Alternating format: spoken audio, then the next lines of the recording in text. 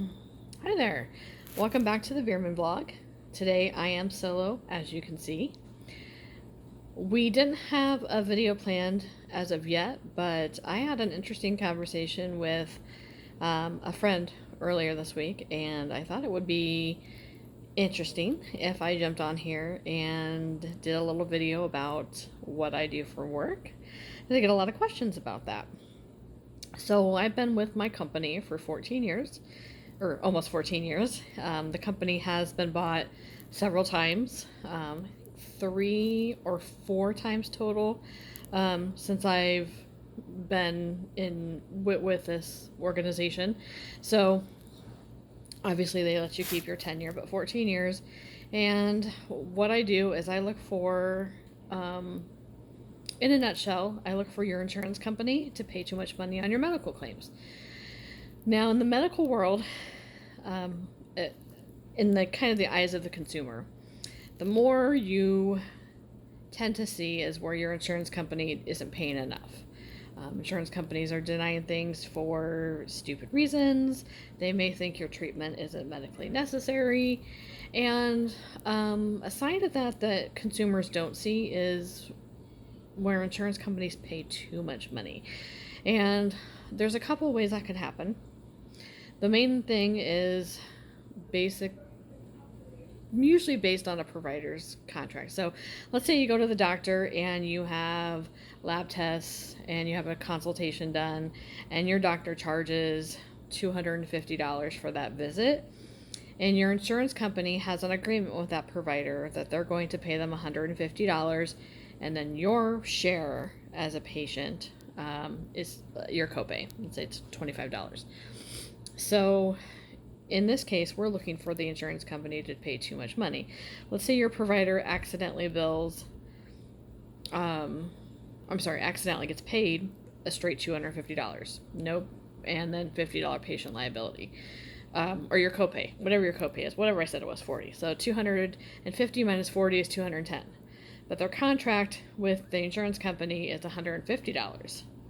And then with your $40 copay, they should have only been paid $110. Well, for whatever reason, your insurance company paid that provider $100 more than they should have. So it's our job within my company is to identify that and ask your healthcare provider for the money back. I've done a lot of jobs over the years with the company. First, I was the person looking for those overpayments.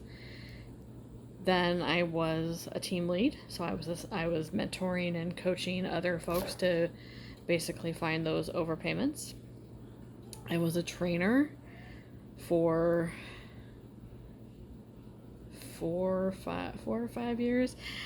This is where I get a little funky in my timeline because I honestly cannot remember the actual years I started.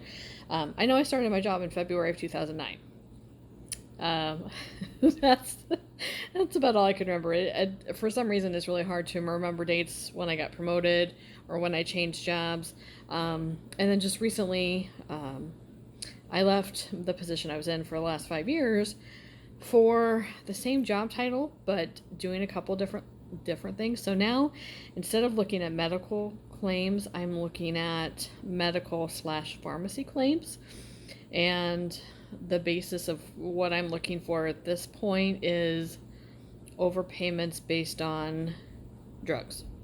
And again, several examples I have is I have a provider whose contract says for this drug, a dose of the medication is $127,000.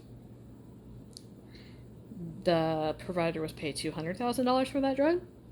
So the insurance company overpaid them by almost $75,000. So I get to ask for that $75,000 back and keep finding other opportunities. Another opportunity that I found recently is the provider billed. For example, let's just say that a typical drug dose is 25 units. In this case, the provider was billing 50, and the insurance company paid it without even looking at it. 50 units of this particular drug would kill a patient based on this patient's weight and typical dose they get. So the provider accidentally keyed it incorrectly, thus resulting in an overpayment. So that's basically what I do. I'm looking for your insurance company to pay too much money to generally into the provider services, and we're going to ask for that money back. So on the flip side of insurance companies not paying enough, we're looking for those overpayments. And in my department alone, this month we found $2 million in overpayments. Other areas within our company that find overpayments, their goal, they're supposed to find 8 million, 9 million a month, 10 million. So that's how much, if you think about that monthly, that's a lot of spend and overpayments. So that's what I do. It'd be cooler to say I was a private investigator, but that's not really what I am. But I'm also, another part of my job is to look for new opportunities to find money, maybe something nobody's ever thought of, and I do some coding behind the scenes to basically have things run automatically, to kind of bring those opportunities at a more obvious level, let's say that. So nobody has to go digging for them. We're going to pull them out and say to our coworkers, here, look at this. It's probably overpaid. This is why. So I am also looking for new ideas for reason for overpayments. So again, I've been doing this for almost 14 years, and I never thought I would be in insurance, period. And I just so kind of stumbled into it in 2002. And here I am in 2022, still doing it, 20 years later. So, if I could say anything about insurance, for anybody, I really recommend reading and understanding your explanations of benefits, because you have the right to dispute anything on your insurance payments. If something doesn't look right to you, ask a question. A lot of your explanation of benefits show you what the charged amount was. They show you what the units are. Maybe they might show you CPT codes. Even if you don't know CPT codes, I had one particular instance where the provider billed $175,000 for an office visit. Even if you're Donald Trump or the president or the Queen of England. Okay, I know she doesn't have this, obviously no insurance, but I don't care how important you are. Nobody is going to charge $175,000 for an office visit. So even if you're not responsible for that, if you want to say something, because not only are you an advocate for yourself, but you're an advocate for insurance fraud.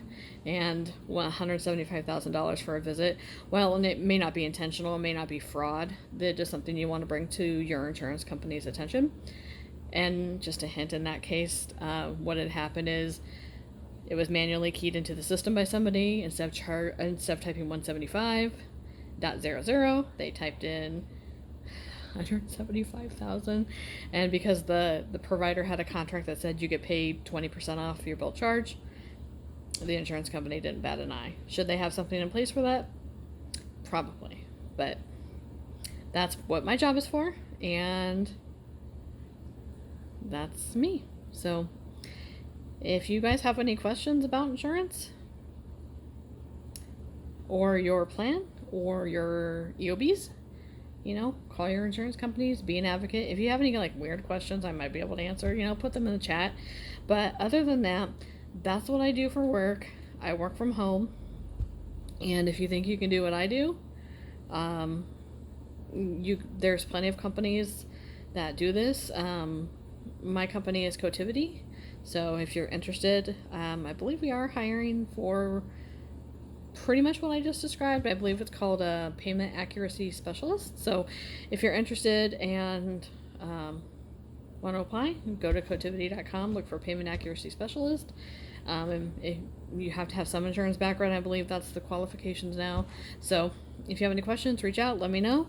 And hopefully tomorrow we'll be back with another video. Mark's off for the next 2 days, so we might just do a end of this week recap. And I hope you enjoyed today's video. So thanks for listening to what I do. We'll see you next time, and this has been the Beerman Blog, and have to use Mark's catchphrase, stay out of trouble.